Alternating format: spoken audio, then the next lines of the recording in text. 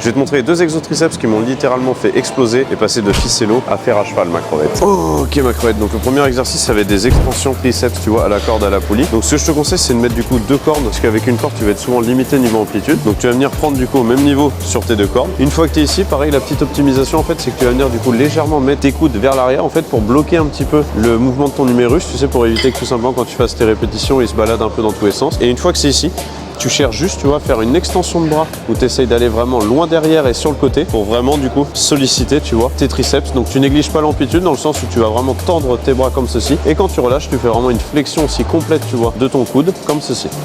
Et le second exercice, ma crevette, ça va être tout simplement des extensions triceps, mais cette fois-ci à la barre. Donc au niveau de la barre, ce que je te conseille, c'est si tu as un valgus, une barre légèrement incurvée. Et si jamais tu n'as pas de valgus, là tu peux te permettre de prendre la barre droite. Donc au niveau de la position, pareil, il y a deux variantes sur cet exercice. Soit le premier assez classique, tu viens te reculer, du coup tu penses à bien gainer, tu ressors un petit peu tes fesses vers l'arrière. Et tu viens juste chercher, tu vois, à tendre ton bras au maximum. Et tu penses que c'est vraiment avec la paume de ta main que tu vas vers le sol.